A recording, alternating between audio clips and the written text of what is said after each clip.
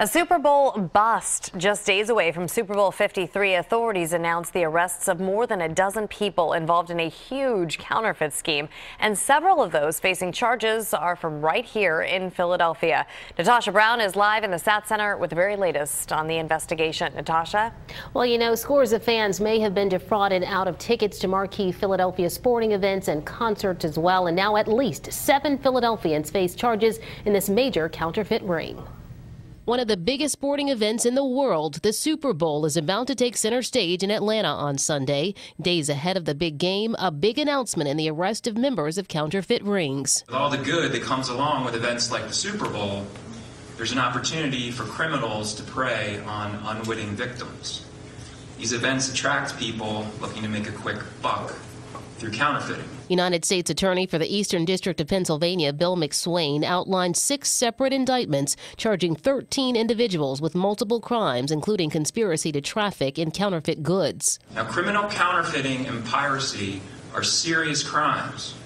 When fans spend their hard-earned money on NFL tickets and merchandise, they deserve the real deal.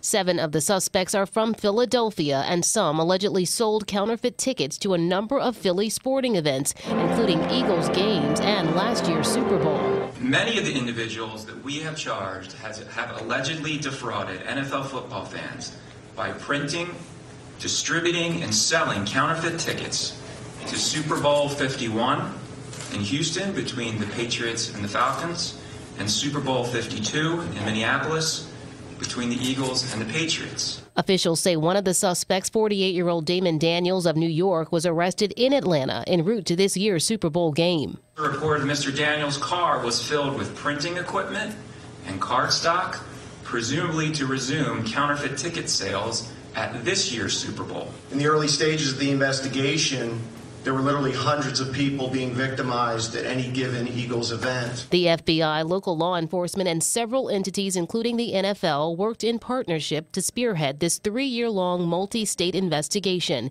Officials leaving sports and concert fans with these words of advice. When you are buying tickets, you must consider the source. The safest route is always to purchase from an approved source. Well, the U.S. Attorney says charges for all of the individuals named in the indictments will depend on the extent of the financial loss attributed to their conduct. Some could face considerable jail time. Live in the SAT Center, Natasha Brown, CBS 3 Eyewitness News. Natasha, thank you.